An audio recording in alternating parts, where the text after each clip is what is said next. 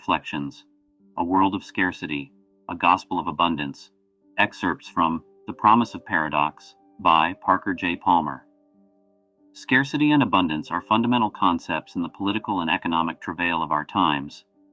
The world is split into haves and have-nots, into those who have more than enough to eat and stay warm, and those who lack even the minimum to survive. With predictions of dwindling natural resources and growing pessimism over technology's ability to bridge the gap, even we haves have begun to know fear. And in our fear, we consume and hoard even more, further unbalancing the scales of global justice.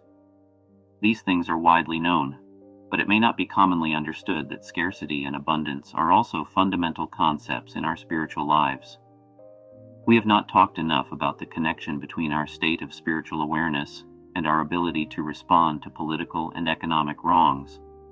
The quality of our contemplation dictates to a considerable extent whether we find life pinched and cramped and fearful or open, expansive and free. If our inner life is one of scarcity and grasping, we will surely not live an outward witness to a just and merciful sharing of the earth's goods. In this video, I would like to reflect on how the author examines the world's logic of scarcity and God's promise of abundance. I want to look at scarcity and abundance as aspects of the spiritual quest. I will share the ways in which we can help ourselves and each other move from the life-destroying habits of scarcity towards the life-affirming instincts of abundance, the ways of education, community, and prayer. More than we know, our lives are governed by rules, not the rules of civil society, but rules that flow from the assumption that we make about life. Each of us is filled with such assumptions, with beliefs about how things are and what we can expect. Our attitudes and behaviors are shaped by these beliefs we rarely examine because, if we are aware of them at all, we think they simply reflect the reality. If we believe life is a jungle, then that's the way it is likely to be for us, not because life really is a jungle, but because the assumption leads us to act in ways that cause the jungle to grow up around us. The paranoid person eventually creates the very enemies that began only in his or her imagination. These prophecies come true not because they are inevitable, but because we bring them to life by acting as if they were true. So it is with scarcity and abundance. Are the basic goods of life plentiful or in short supply? It depends on your assumptions. What do you assume those basic goods to be? If diamonds are vital to you, scarcity becomes a problem. But what do you assume about the sources of supply? Given that all of life goods must be obtained through cash exchange with others, it will be hard to see the abundance that lies beyond dependence on the market. Most people seem to assume that scarcity is a simple fact of life. How else can one explain the obsession with acquiring, consuming, and hoarding that permeates our society? We live in constant fear of the future, the fear that money will run out, that food supplies will dwindle, that housing will be unavailable. And when we act on those fears, the assumption becomes reality. As we consume more than we need and hoard against our fears about the future, stores do dwindle, prices do rise, and there will be too little to go around. The tragic victims of this self-fulfilling prophecy are, of course, the have-nots of the world who lack the capital to act out their economic fears. For them, scarcity is no assumption at all. It is a hard and cruel fact of life. But the fact is created by people who have a choice, the choice to assume scarcity and grab for all one can get, or the choice to assume abundance and live in such a way as to create and share it. For those of us who are affluent and educated, choosing assumptions is no mere academic exercise or mental workout. The lives of others and our own souls hang in the balance. As we look at nature, at what is freely given to us in creation, we cannot help but be impressed with its abundance. Properly treated, nature seems capable of infinite self-renewal and replenishment. Seeds grow in fertile soil, animals multiply apace. The soil is recreated by the death of flora and fauna.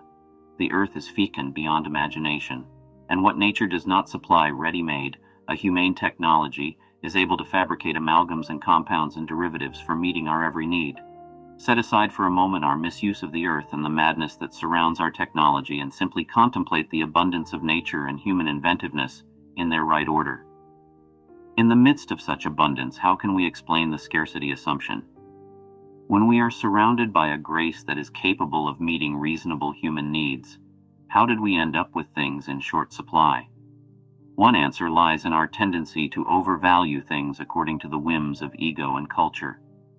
When we exaggerate the importance of something, hinging our happiness on our ability to own it, and when thousands of us are obsessed with the thing at the same time, that thing becomes scarce, either because supplies become depleted or the price soars beyond most people's reach. Another answer lies in our habit of arbitrarily limiting the sources of supply. Food can be grown almost anywhere black earth can be found. But when we insist on devoting much of that earth to lawns or covering it over with shopping malls and parking lots, we limit architecture and make its issue scarce. It is not that nature has become less generous, but that we have chosen to reject her gifts. What is truly remarkable about the human animal is not that we take physical abundance and turn it into scarcity, but that we do the same with the infinite gifts of the spirit.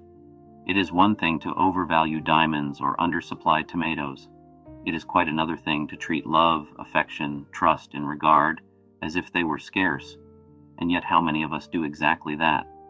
How often in our relationship do we act as if the stories of love were limited, and if others get too much of it, there will be too little left for me? Here is the basis of all human jealousies and envies.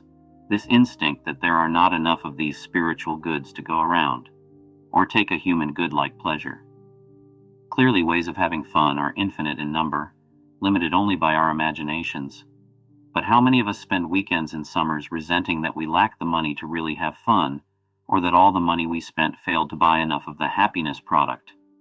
We have limited the supply of fun by putting the power to produce it in the hands of sports promoters, casino operators, and travel agents. We have put ourselves in the position of anxious and impoverished consumers wanting to buy from the approved sources, but with never enough cash or satisfaction to come out ahead. We have made what is obviously abundant into something that is scarce. Or take another tangible, education. Clearly, education is a boundless adventure of the human spirit, possible in any place, under any circumstance, with any material one can imagine. What are the limits on learning or teaching? There are none. Why then have we put boundaries around education, called the result schools, and made schooling an object of bitter competition? Why have we taken what is limitless in human experience and made it scarce, creating a situation in which people's self-esteem, and too often the course of their lives, is determined by the fact that some get more and some get less? Why indeed? The more one presses that question, the more puzzling it becomes. Once we recognize that many of the scarcities we suffer from are self-imposed, and once we recognize how this brings us only to grief, the more we have to wonder why we willfully choose the lesser portion. For those of us who are affluent and educated, it is too easy to blame the scarcity game on the politics and economics of greed. Clearly, greed is at work. If you can convince people that they need something and limit and control its supply, you have either power or wealth, and the one leads to the other. So there is self-interest for some in creating scarcities where none exist, and self-interest is ample explanation for any human behavior. But the self-interest of some does not explain why the rest of us succumb to their definitions of scarcity. Just because someone wants to gain power and wealth by trying to promote an illusion of scarcity, why should we accept the illusion?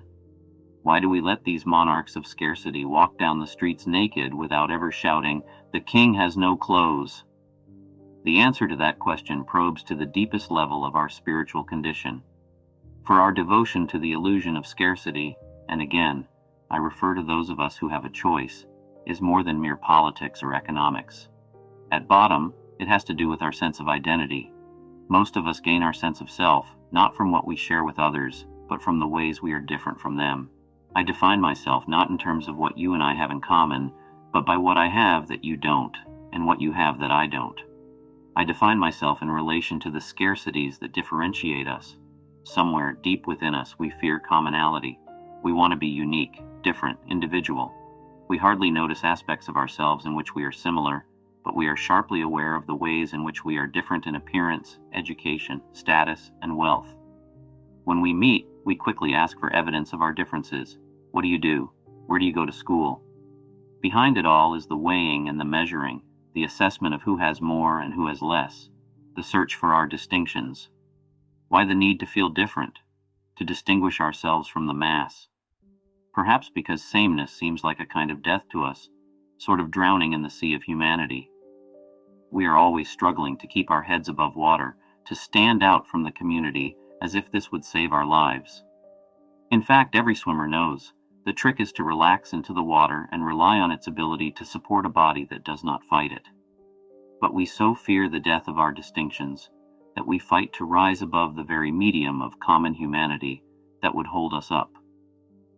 In theological terms, I am speaking here of the problem of idolatry.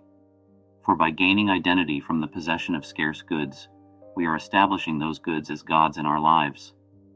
We give these gods the power to make us happy or miserable, the power to discriminate among people, separating the worthy from unworthy, the better from the worse. By attaching our identity to things only if you can have, we ignore the intrinsic preciousness of all human life. Worse still, we help maintain a social structure that gives some people an exaggerated sense of worth, while discouraging others from ever feeling worthy at all. At the core of the gospel, there is a constant emphasis on trusting God's abundance and living beyond our fears of scarcity. See how the lilies grow, says Jesus, they do not toil or spin. And yet I tell you that even Solomon in all his glory was not arrayed like one of these. If God then so clothes the grasses which live today in the fields and will feed the ovens tomorrow, will he not be much more ready to clothe you, man of little faith? You should not be asking then, what are you to eat or drink, and living in suspense of mind. It is for the heathen world to busy itself over such things. Your Father knows well that you need them. No, make it your first care to find the kingdom of God, and all these things shall be yours without the asking. Luke 12:26-31. At the heart of letting go is faith and trust. If we do not trust that God knows well that you need them, we will grasp at life necessities and even at luxuries. Lacking faith that God will provide, we can only hoard against an uncertain tomorrow. But what is the warrant for trust when the world is full of examples that would make trust the lifestyle of fools? Is it not prudent to be suspicious, to take nothing for granted, to compete for more than our share, to hoard against future threats? As long as even a minority of people operate this way, they create a climate in which trust itself seems untrustworthy. Perhaps this situation, with its self-fulfilling anxieties and its illusions of material security, is part of God's providence. For it is precisely by thinking that we can buy our security, and then by experiencing the loss of all of that moth and rust doth corrupt, that most of us are given a chance at conversion. Most of us learn about the paradox of scarcity and abundance only when we are broken in our efforts to put money or status or material well-being in that cavern of need that can only be filled by God. And what is this paradox? Simply that he who seeks his life shall lose it, and he who loses his life shall find it. True abundance comes not to those set on securing wealth, but to those who are willing to share apparent scarcity in a way that creates more than enough. Those who seek well-being, who grasped for more than their share, will find life pinched and fearful. We will reap only the anxiety of needing more and more, fueled by the fear that someday everything will be taken away. But those who reach out in service to their brothers and sisters, knowing that true abundance is found not in hoarding but in community, will find a life of plenty. Having been there for others, they have reason to believe that others will be there for them. Surely this is a conversion, literally, a turning, for it takes the world's logic of scarcity and turns it upside down. Grasping brings less, letting go brings more. What God wants from our fear of scarcity is not a voracious capitalism, but the spiritual insight that we cannot buy the identity and security we seek. Those will come to us only as we let go and live in God's grace, which means living in solidarity with those for whom scarcity is no illusion, but a matter of life and death. As we who have more than enough move towards the solidarity, we will learn that people who live with material scarcity often understand spiritual abundance far better than we do. These people, who have always had to transcend and trust the world of scarce resources, will turn out to be our guides on the spiritual journey. They are the ones to whom Jesus was closest. They are the last whom the gospel makes first. In their lives, the paradox of scarcity and abundance is made manifest for all who have ears to hear and eyes to see. If we are to transform our fear of scarcity into the good news of abundance, we must return time and again to the foundation of the spiritual life, prayer. I do not mean saying our prayers, which sometimes seems to mean special pleading that God grant me a scarce resource before someone else gets it. I mean a life that returns constantly to that silent, solitary place within us where we encounter God and life's abundance becomes manifest. The active life has a way of making us feel dependent on things. We need a vote here, a meal there, some money or some transportation or some support. In the frenzy of doing daily business in the world, we are seduced into believing that we are totally dependent on the world's resources, which means playing by the world's rules. These rules tell us that what we need to survive and succeed is in very short supply, and we had better hustle faster than the next person unless we lose the game. A life of prayer is a life that constantly returns us to a place removed, where the claims of the world of scarcity fall away and are seen for the illusions they are. This is the heart of prayer, this journey from illusion to truth. And of all the illusions we must contend with, the illusion of scarcity is one of the most pernicious. As we settle into deep listening for God's word, how ludicrous the grasping ways of daily life become. In that silence and solitude, alone with the alone, the world's version of scarcity is seen as a snare and a delusion, while God's promise abundance comes to us not as future possibility, but as a present reality. Perhaps this is the most amazing destination of the way of prayer. This understanding that the abundance we want and need is around us and within us, here and now. We need only turn towards it and live our lives in ways that make it manifest.